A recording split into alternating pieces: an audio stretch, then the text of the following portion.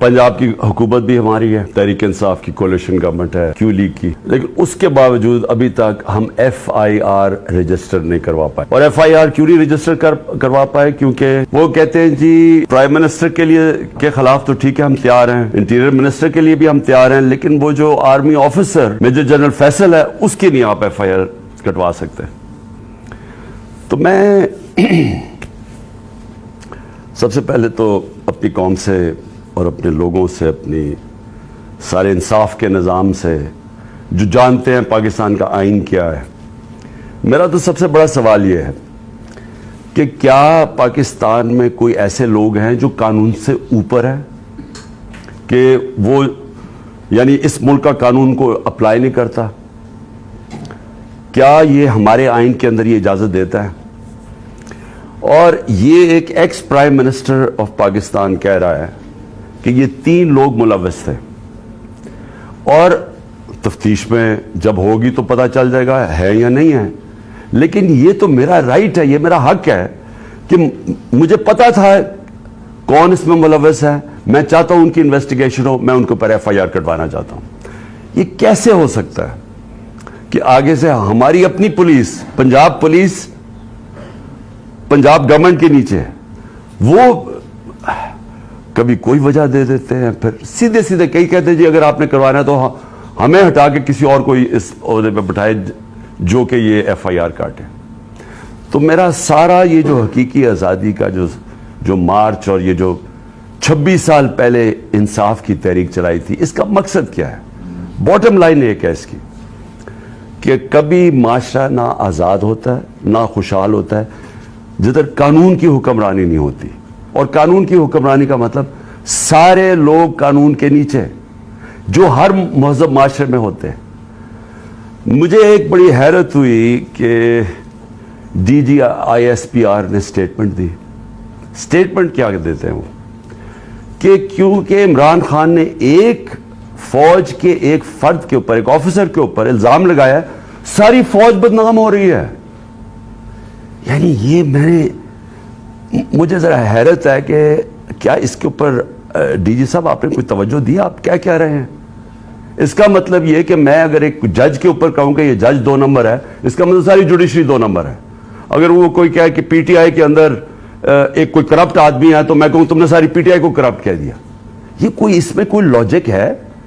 आपके court martial क्यों होता है? क्योंकि कोई गलती करता है ऑफिसर तो कोर्ट मार्शल है। तो मैं जब ये कह रहा हूं कि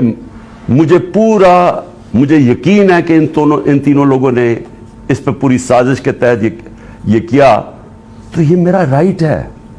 और मैं कोई एक आम शहरी भी से इसलिए फर्क हूं क्योंकि मैं एक सबसे बड़ी पॉलिटिकल पार्टी का सरबराह हूं, मैं एक्स प्राइम मिनिस्टर हूं।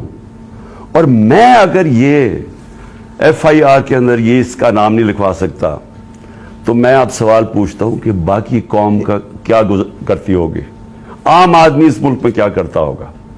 मुझे ये बताएं कि ये तो मैं जो मेरी जो 26 साल पहले तहरीक इंसाफ फॉर्म की थी, वो फिर साबित हो गया कि यहां तो सिर्फ ताकतवर जो है वो कानून से ऊपर और वो सारा कुछ है, आम आदमी को इंसाफ नहीं मिलता यहां। और जब तक आम आदमी को इंसाफ नहीं मिलता वो आजाद नहीं होता। तो वो कौम जिसमें इंसाफ नहीं, वो गुलाम रहती है, और गुलाम कौमों ऊपर परवाज नहीं कर सकती। ये मैं जितनी भी दुनिया की डेमोक्रेसीज में देखो, ये तासुर कोई सोच भी नहीं सकता इस तरह। पहला मेरा ये पॉइंट है। दूसरा मेरा पॉइंट ये है कि जब ये अभी शहबाज शरीफ ने बात की जुडिशल कमीशन की, तो मैं वेलकम करता हूं कि जुडिशल कमीशन बनाए। लेकिन मेरा पहला पॉइंट यह है कि जुडिशल कमीशन क्या करेगी जब जो 3 लोगों के मैंने नाम लिए हैं, इन 3 के नीचे सारी वो एजेंसीज है जिनने इन्वेस्टिगेट कर रही है। अब हम कैसे एक इम्पार्शियल, एक साफ और शफाफ इन्वेस्टिगेशन करवा सकते हैं जब उनके सरबराह वो बैठे हुए हों जिनके नीचे लोगों ने इन्वेस्टिगेट करना है? ये हो ही नहीं सकता। इसलिए मैंने ये कहा था कि ये 3 रिजाइन करें ताकि इन्वेस्टिगेशन सही हो सके हो सकता है मैं गलत हूं, लेकिन मुझे एक इस मुल्क के अंदर एक साफ और शफाफ इन्वेस्टिगेशन चाहिए। और इन्वेस्टिगेशन इसलिए कि मैं पहले भी, ये पूरा इसका एक पैटर्न है, ये नहीं कि मैंने एकदम उठा के कह दिया कि ये जी ये कि फलाना इसमें इन्वॉल्व है। इसका एक पैटर्न है। पहले एक वीडियो निकलती है जिसमें मुझे ये बनाया जाता है कि मैं कोई मजहब की तौहीन कर रहा हूं। वो किधर से निकलती है वो इस इन्वेस्टिगेशन में पता चलना चाहिए। वो कौन निकालता है, वो फिर उसको कौन उठाता है? एक वो जर्नलिस्ट उठाता है जिसकी एफिलिएशन एक पार्टी से है, ये इन्वेस्टिगेशन में आएगी। उसके बाद कौन प्रेस कॉन्फ्रेंस करवाता है? मरियम सफदर, मरियम वो औरंगजेब और जावेद लतीफ से, और वो मुझे कहते हैं कि मैंने मजहब की तौहीन की है और वो वीडियो दिखाते हैं। उसके ऊपर इनके ऊपर हम एफआईआर कटवाते हैं, क्योंकि मुझे पता चल गया था कि इन्होंने अब इसको इस्तेमाल करके वही सलमान तासीर टाइप कत्ल करवाना है मेरा।